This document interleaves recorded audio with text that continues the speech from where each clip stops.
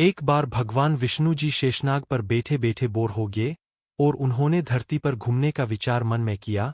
वैसे भी कई साल बीत गए थे धरती पर आए और वह अपनी यात्रा की तैयारी में लग गए। स्वामी को तैयार होता देखकर लक्ष्मी माँ ने पूछा, आज सुबह सुबह कहाँ जाने की तैयारी हो रही है? विष्णु जी ने कहा, है लक्ष्मी, मैं धरती लोक पर घूमने जा रहा हूँ। तो कुछ सोचकर लक्ष्मी माँ ने कहा, हे देव, क्या मैं भी आपके साथ चल सकती हूँ? भगवान विष्णु ने 2 पल सोचा, फिर कहा, एक शर्त पर। तुम मेरे साथ चल सकती हो। तुम धरती पर पहुंचकर उत्तर दिशा की ओर बिल्कुल मत देखना। इसके साथ ही माता लक्ष्मी ने हाँ कह के अपनी मनवा ली। और सुबह सुबह माँ लक्ष्मी और भगवान विष्णु धरती पर पहुंच गए। अभी सूर्य देवता निकल रहे थे। रात बरसात होकर हटी थी। चारों ओर हरियाली ही हरियाली थी। उस समय चारों ओर बहुत शांति थी और धरती बहुत ही सुंदर दिख रही थी। और माँ लक्ष्मी मंत्रमुग्ध होकर धरती को देख रही थी और भूल गई कि पति को क्या वचन देकर आई है।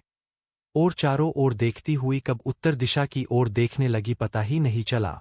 उत्तर दिशा में माँ लक्ष्मी को एक बहुत ही सुंदर बगीचा नजर आया और उस तरफ से भीनी भीनी खुशबू आ रही थी और बहुत ही सुंदर सुंदर फूल खिले थे। यह एक फूलों का खेत था और माँ लक्ष्मी बिना सोचे समझे उस खेत में गई और एक सुंदर सा फूल तोड़ लाई।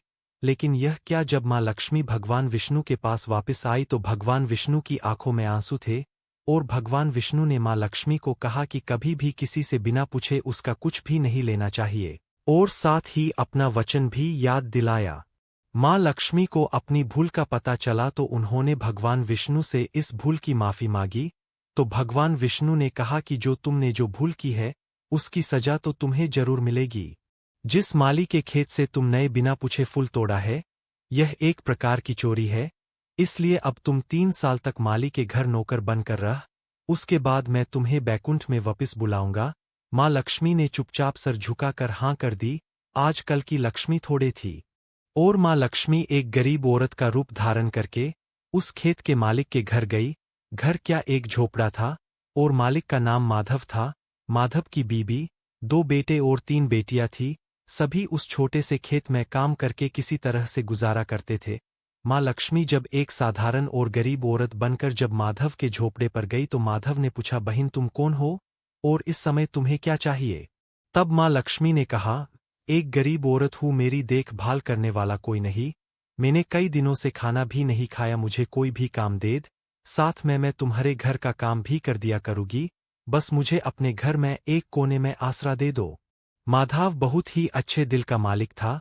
उसे दया आ गई, लेकिन उसने कहा, बहन मैं तो बहुत ही गरीब हूँ। मेरी कमाई से मेरे घर का खर्च मुश्किल से चलता है। लेकिन अगर मेरी 3 की जगह 4 बेटियां होती तो भी मैंने गुजारा करना था। अगर तुम मेरी बेटी बनकर जैसा रूखा सूखा हम खाते हैं उसमें खुश रह सकती हो तो बेटी अंदर आ जाओ। माधव ने माँ लक्ष्मी को अपने झोपड़े में शरण दे दी और माँ लक्ष्मी 3 साल उस माधव के घर पर नौकरानी बनकर रही। जिस दिन माँ लक्ष्मी माधव के घर आई थी उससे दूसरे दिन ही माधव को इतनी आमदनी हुई फूलों से कि शाम को एक गाय खरीद ली। फिर धीरे धीरे माधव ने काफी जमीन खरीद ली और सब ने अच्छे अच्छे कपड़े भी बनवा लिए और फिर एक बड़ा पक्का घर भी बनवा लिया। बेटियों और बीबी ने गहने भी बनवा लिए और अब मकान भी बहुत बड़ा बनवा लिया था। माधव हमेशा सोचता था कि मुझे यह सब इस महिला के आने के बाद मिला है। इस बेटी के रूप में मेरी किस्मत आ गई है मेरी। और अब 2 से 5 साल बीत गए थे, लेकिन माँ लक्ष्मी अब भी घर में और खेत में काम करती थी।